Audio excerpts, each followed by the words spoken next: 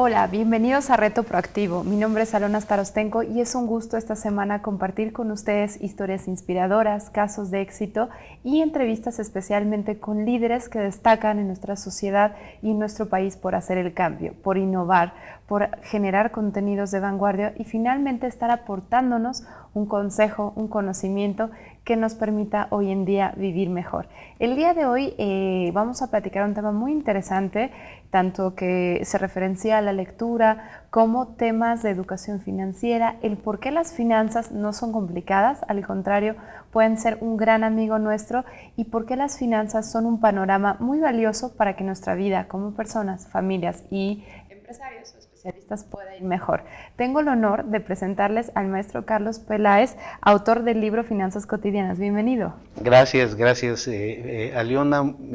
Con mucho gusto aquí para platicar de todos estos temas que adelantas. Carlos, un gusto tenerte aquí y bien a bien esto, porque tú eres de las pocas personas que yo he conocido que hacen atractivos los números, las finanzas, aquellos temas que muchas veces en escuelas, universidades, tal vez los profesores no logran enamorar al alumno y que en día ves mucha gente que crece con esta inquietud de no entenderle bien al dinero, el por qué, y lo ven como pesado. Entonces a mí me encantó conocerte porque tú manejas lo opuesto, lo haces muy atractivo y muy entretenido. Fíjate que el dinero es un protagonista cada vez más importante en la vida cotidiana.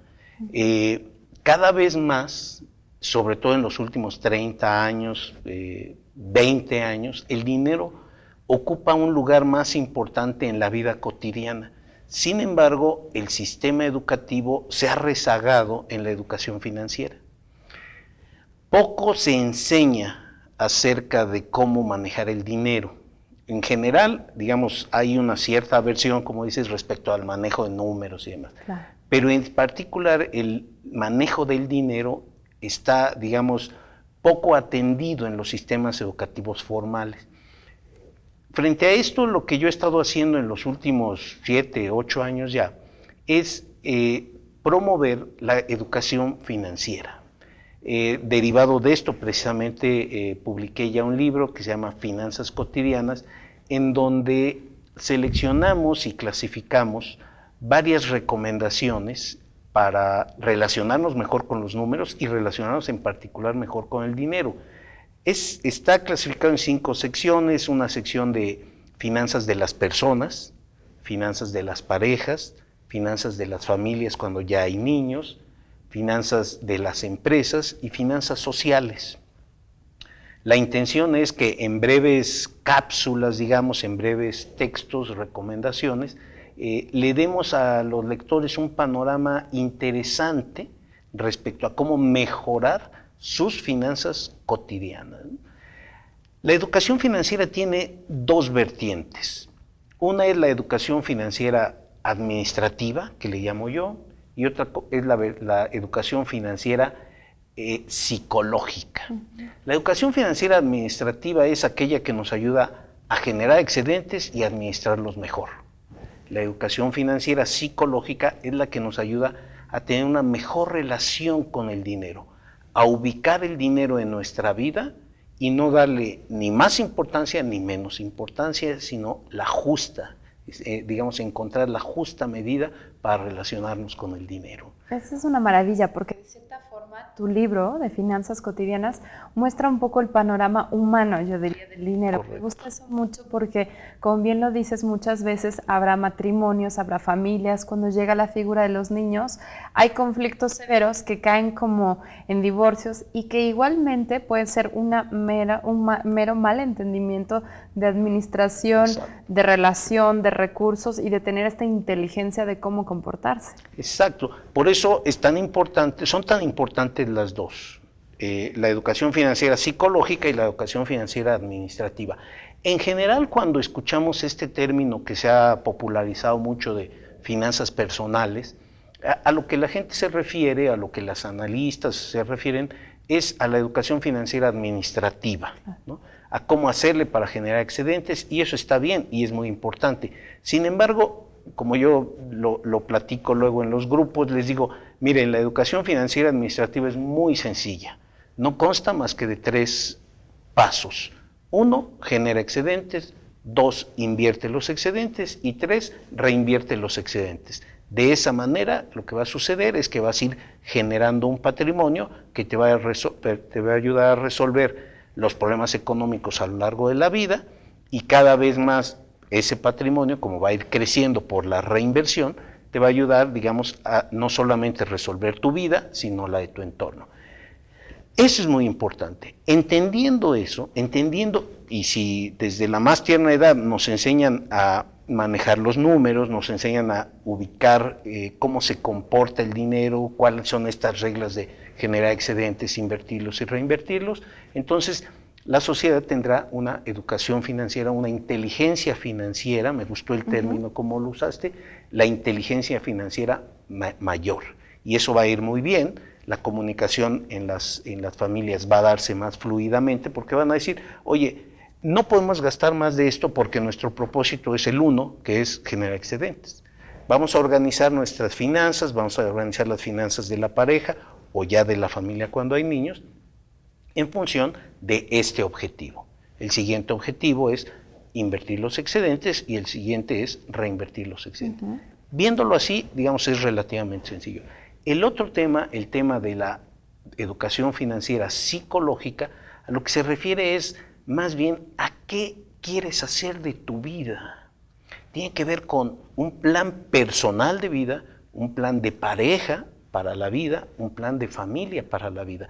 Y entonces cuando ampliamos nuestra expectativa, digamos como en fotografía, nuestro gran angular, y nos vemos no solamente como personas que se relacionan con el dinero, sino como un conjunto de potenciales personales, entonces decimos, bueno, ¿qué queremos hacer en la vida? Queremos llegar a este punto, queremos hacer esto, queremos poner una empresa, etcétera, etcétera. Bueno, para aprovechar esos potenciales, el dinero nos va a servir, pero no es el centro de nuestras vidas. Eso creo que indirectamente, Carlos, un tema, bueno, muchos lo manejan como en esta nueva era de conciencia, y es creo que me encanta hablar de abundancia, ¿no? Porque veo que en nuestra era hay como toda esta tendencia de personas que abundan con lo poco que tienen. El mexicano en estado de pobreza es extraordinariamente creativo y le hace para sostener a 6, 7 hijos con salario mínimo. Y sin embargo tienes todo este rubro de gente que tiene cada vez más y más y más y nunca es suficiente. He notado como estos dos lados, o los que no tienen mucho, pero son súper abundantes en recursos, en reírse, en estar ahí, y los que tienen mucho, pero que carecen de esta abundancia de pensamiento emocional, ¿no? Y luego también un poquito no sé, tú me dirás como especialista, ¿cómo andamos con el tema de crédito? Porque se habla que en Latinoamérica y en México la gente es fanática del crédito, o sea, tú puedes ver gente investida con grandes propiedades y todo a crédito, ¿no? Sí, bueno, ese es un problema precisamente derivado de, digamos, la abundancia, más bien el crecimiento digamos, exponencial del crédito en algunas etapas y en algunos sectores de la población, es resultado de la falta de educación financiera. O sea, se nos hace pensar, por un lado, que el dinero lo es todo, y por otro lado, no se nos enseña cómo administrar los créditos en particular, en general el dinero. El crédito, si no sirve para mejorar, entonces hay que tener cuidado en pedirlo o no. Ese es un primer punto. Un segundo punto es que el crédito tiene que ser a tasas menores al 10, al 15%. O sea, si los créditos son a tasas mayores al 15, al 18, 20%, son créditos que ya son indeseables, ¿no? Y que hay que liquidar. Un tercer punto en el tema de créditos es, el crédito tiene que usarse para algo necesario y algo que dure más de lo que dura el crédito. Porque hay veces en que las cosas duran poco y el crédito dura mucho. Entonces, ese problema del crédito es un problema que se resuelve con una buena educación financiera.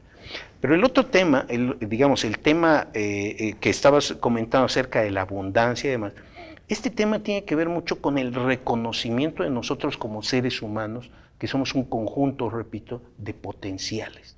Las personas, por ejemplo, cuando se establecen como meta únicamente generar y generar y generar dinero, llega un punto en el que bloquean la visión propia y se ubican solamente como generadores de dinero y dejan de ver todo lo que pueden hacer adicional a generar dinero, y a veces con poco dinero, ¿no?